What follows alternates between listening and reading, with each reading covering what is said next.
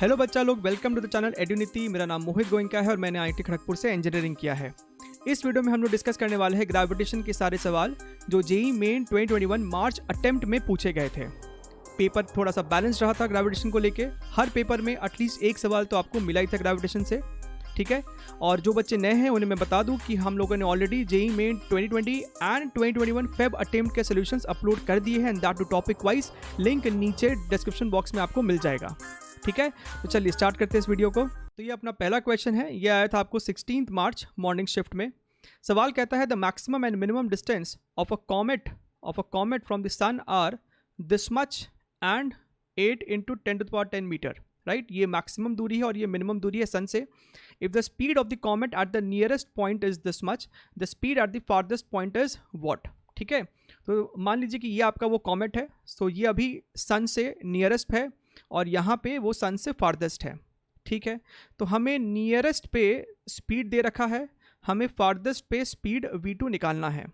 हमें ये nearest distance r1 दिया हुआ है और ये फारदेस्ट डिस्टेंस r2 दिया हुआ है, राइट।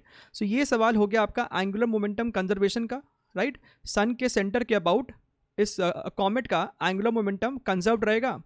मान लेते हैं कि कॉमेट का मास m है, राइट। तो हम यहाँ पे लिख सकते हैं L1 = L2। इस पॉइंट पे एंगुलर मोमेंटम क्या हो जाएगा, m v1 r1, और इस पॉइंट पे हम लिख सकते हैं m v2 r2, ठीक है। m आपका कैंसिल हो गया, हमें v2 निकालना है। सो this is v1 r1 upon r2। v1 हमें दे रखा है 6 × 10⁴। r1 is your nearest distance जो कि ये है 8 × 10⁻10 डिवाइडेड बाई फारदेस्ट है आपका 1.6 × 10⁻12, ठीक है। तो ये आपका कैंसिल हो जाएगा, यहाँ पे 2 बचेगा, ये कैंसिल होके हो जाएगा 0.2 और ये इसको कट करेगा तो हो जाएगा 30। सो वी हैव 30 × 10⁻2 यानी कि 3 × 10⁻3 मीटर्स पर second, and this is your option number 3, ठीक। चलिए आगे बढ़ते हैं। अगला question number 2। If one wants to remove all the mass of the earth to infinity in order to break it up completely, the amount of energy that needs to be supplied is this much। तो हमें x की value बतानी है, ठीक है। अब ये आपका एक फॉर्मूला बेस्ड सवाल है। हमें ये पढ़ाया जाता है कि अगर आपके पास ये एक सॉलिड स्फीयर है जिसका मास m है और इसका रेडियस r है, तो इसका पोटेंशियल एनर्जी होता है -3/5 gm²/r, ठीक है। ये इसका सेल्फ एनर्जी कहलाता है एक सॉलिड स्फीयर का, ठीक। और आपके आगे के इंफॉर्मेशन के लिए, अगर ये एक हॉलो स्फीयर होता तो उसका पोटेंशियल एनर्जी होता है gm² डिवाइडेड बाई 2r, ठीक। ऐसे ही याद रख सकते हैं, क्या पता नेक्स्ट सेशन में इस पे बेस सवाल पूछ ले। तो इस अर्थ का सॉलिड स्फीयर का पोटेंशियल एनर्जी इतना है। हमसे सवाल में कहता है कि कितना वर्क डन करना पड़ेगा इसे डिसइंटीग्रेट करके इसके सारे पार्टिकल्स को इन्फिनिटी पे भेजने के लिए, ठीक है। So work done is equal to change in potential energy, यानी कि final minus initial. This is equal to final कितना हो जाएगा, हम इसे इन्फिनिटी पे भेज रहे पार्टिकल्स को, तो फाइनल 0 हो गया, माइनस इनिशियल अपना इतना ही होगा -3/5 gm² डिवाइडेड बाई r, यानी कि वर्क डन हो जाएगा +3/5 gm² डिवाइडेड बाई r। तो यहाँ से हम कह सकते हैं x की वैल्यू हो जाएगी 3, ठीक। चलिए आगे बढ़ते हैं। अगला सवाल क्वेश्चन नंबर 3। इसमें कहता है the radius in kilometre to which the present radius of earth to be compressed so that escape velocity is increased 10 times, ठीक है।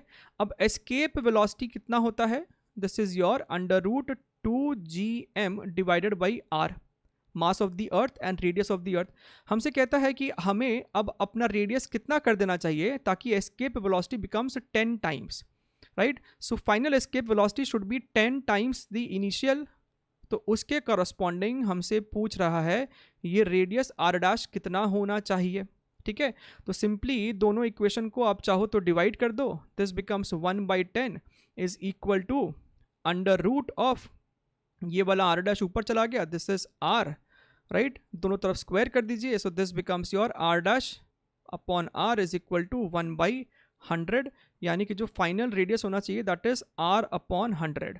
अब आपका इनिशियल रेडियस कितना है 6400 किलोमीटर डिवाइडेड बाई 100 यानी कि 64 किलोमीटर। ये आपके अर्थ का रेडियस होना चाहिए and this is the answer 64। ठीक, moving on to the next question, question number 4।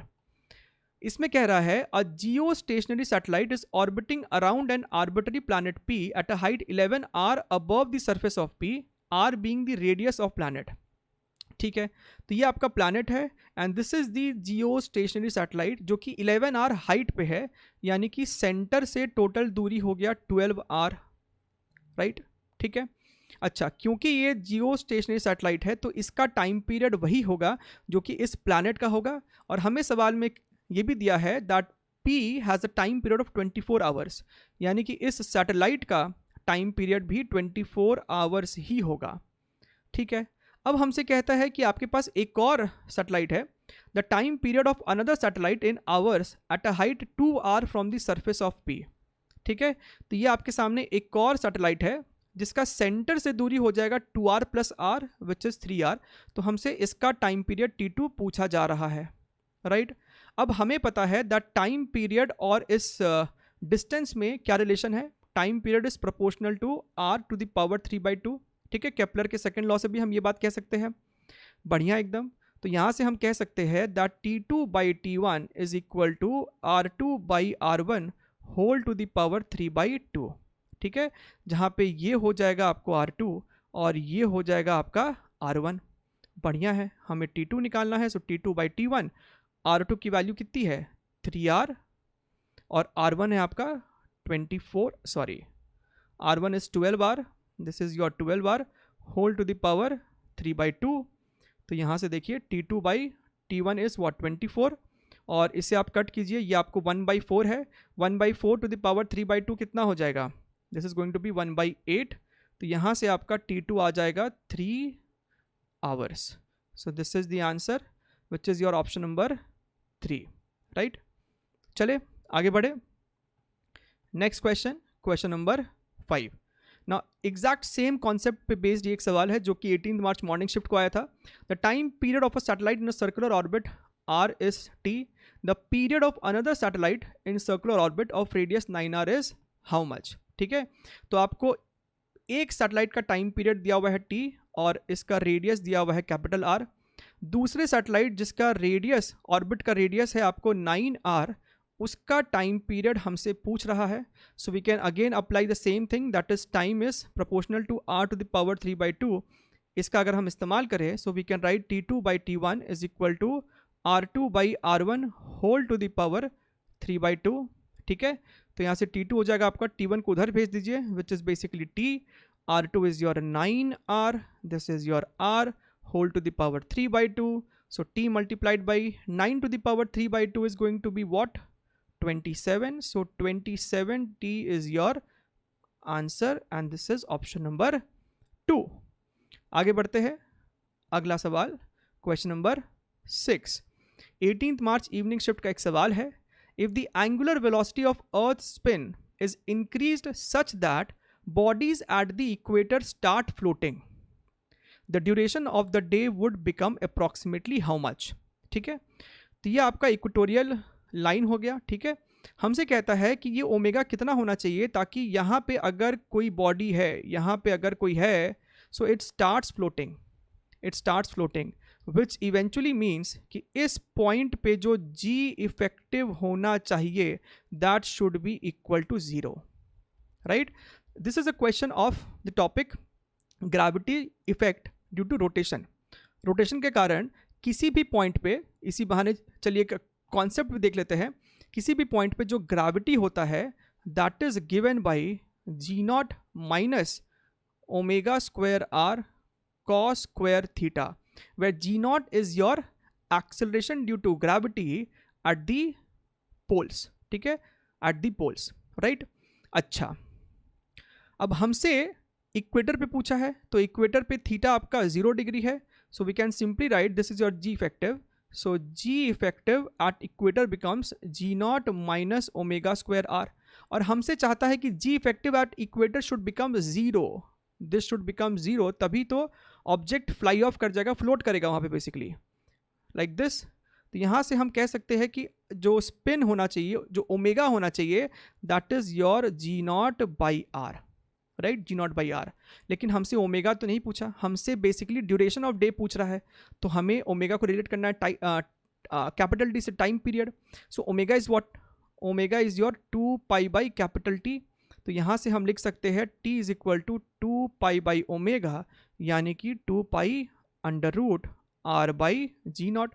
अब यहाँ पे आपको बस वैल्यूज़ को पुट करना है, 2 into 3.14 under root, this is 6400 into 10 to the power 3, और जी नॉट हमें 10 लेना है, this is your 10, this becomes 2 into 3.14, right, multiplied by, अब ध्यान से देखिए ये आपको 100 हो गया, दिस इज 6400, सो बाहर आ जाएगा आपका 800, राइट।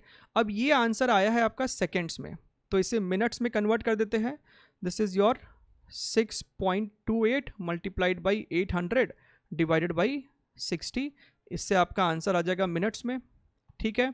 तो यहाँ से 0 से 1 आपका 0 चला जाएगा, right, this is your 3, this becomes your 40 and अच्छा, अब आप ध्यान से देखिए, आपको पूरा सॉल्व करने का ज़रूरत नहीं है, ये 40 है और 6.28 को जब 3 से डिवाइड करेंगे तो ये आपको 2 से ज़्यादा ही आएगा, यानी कि आंसर आपका 80 से थोड़ा सा ज़्यादा है, विच इज़ ऑप्शन नंबर 4, ठीक है। डज नॉट चेंज तो पॉसिबल है ही नहीं। तो यहाँ पे चारों ऑप्शन भी इतने दूर दूर दिए हैं कि इसको बता पाना थोड़ा सा आसान है। सो इसका आंसर है 84 मिनट्स, ठीक।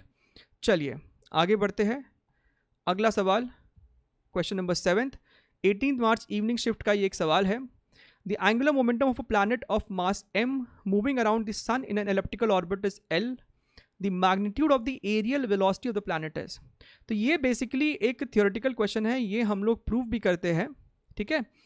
सो ये आपका सन है, मान लीजिए कि किसी टाइम टी पे प्लैनेट यहाँ पे है, मान लीजिए किसी टाइम टी पे प्लैनेट आपका यहाँ पे है।